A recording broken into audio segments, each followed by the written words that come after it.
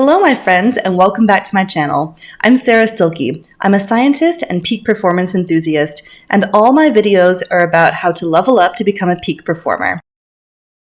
In this video, I'm going to share with you 3 books that have changed my life over the past few years, and some of the key lessons from each one that impacted me the most. I have been obsessed with reading nonfiction and personal development books since high school. These books are great because they leave me feeling motivated and provide sort of a roadmap of what other people have used to be successful. The first book on personal productivity that changed my life was actually the first book on productivity that I ever read during my senior year in high school, called Getting Things Done by David Allen. If you haven't heard of him, David Allen is a consultant who has worked with countless people to help them build a personal system of productivity. The book is quite technical and goes through how to set up his system called Getting Things Done, or GTD for short. It is full of examples and how different people in different life stages and different professions might implement each part of the system. It reads kind of like a motivational manual for organization, and I think I've listened to the audiobook at least 20 or 30 times over the years, not even exaggerating. One of the main concepts in this book is the idea that the brain is a great servant, but a terrible master.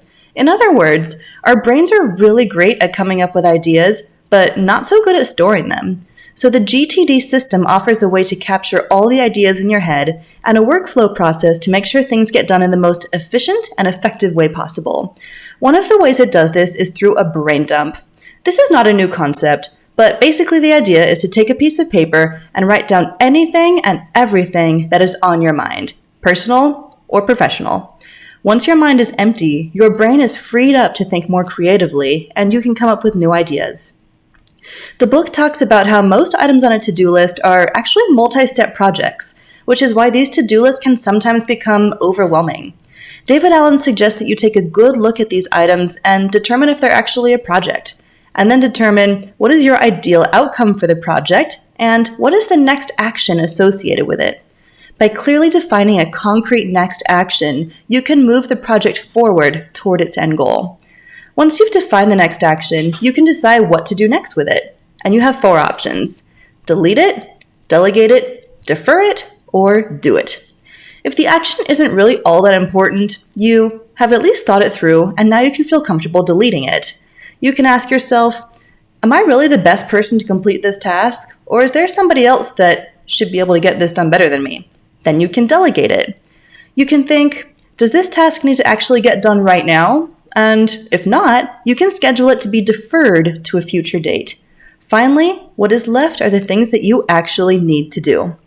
As I mentioned before, the GTD methodology has been my personal organization system for many years now, and it's seen me through my bachelor's degree, MBA program, and now several years into my professional career. I find that I'm able to relax more and never need to think about the things that need to get done because I have faith that I can just open the system on my phone app and see a clear list of everything that needs to get done.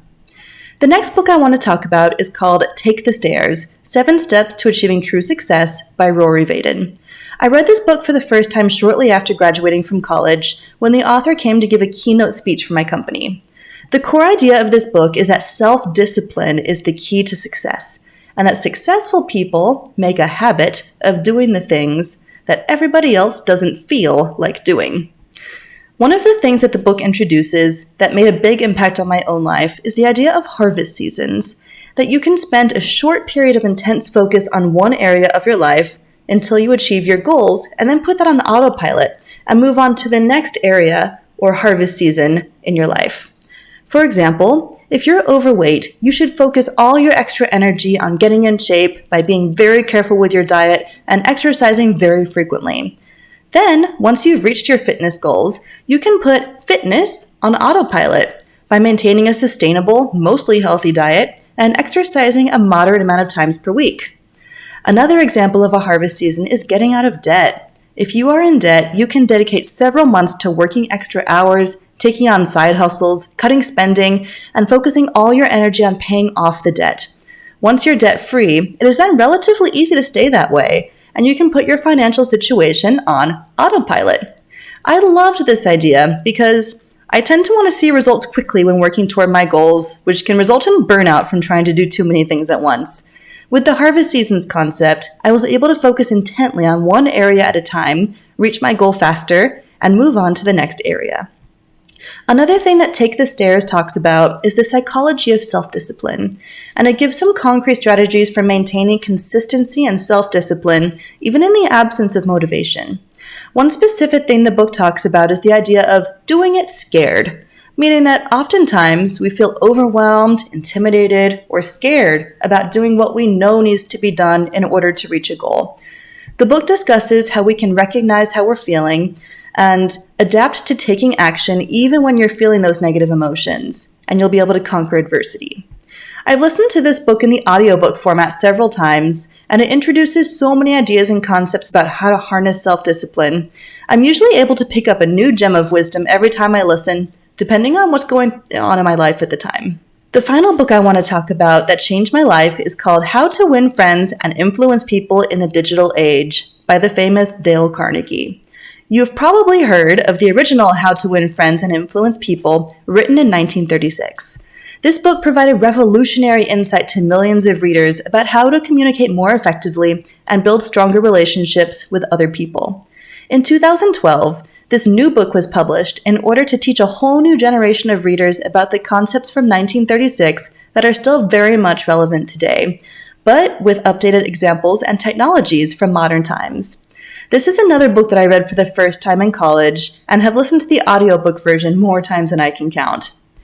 One of the things I love about this book is how it discusses social media and proposes that we can use it to help others and leave people a little bit better than we found them.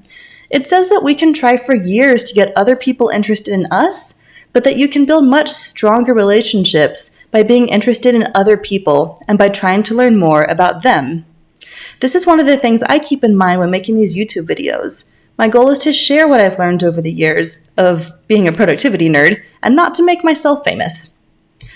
How to Win Friends and Influence People also talks about how to resolve conflict with others, which is a super important skill in today's world. It points out that two people cannot have an argument if one person decides not to participate in the argument. Likewise, so many disagreements can be settled and so much can be accomplished when you don't worry about who gets the credit for something. Finally, between any two people, there will be some sort of common ground, so if you focus on identifying that, it becomes a whole lot easier to work through your differences. I've been practicing the concepts in this book since I first read it in college, and have found that it really helps not only resolve conflicts, but also just prevents them from starting. I noticed that people who naturally communicate using some of these techniques are more fun to spend time with, and it's really made me more self-aware about my own communication. And those are 3 books that have changed my life. I've read so many others, but these are the top 3 that I wanted to share with you today. I'm curious to hear from you. What are the books that you've read that have made the biggest impact on your life? And if you've read any of these 3 I discussed here, what did you think of them? Let me know in the comments. Anyway, that's all I have for today. Thanks for watching, and I'll see you in the next video.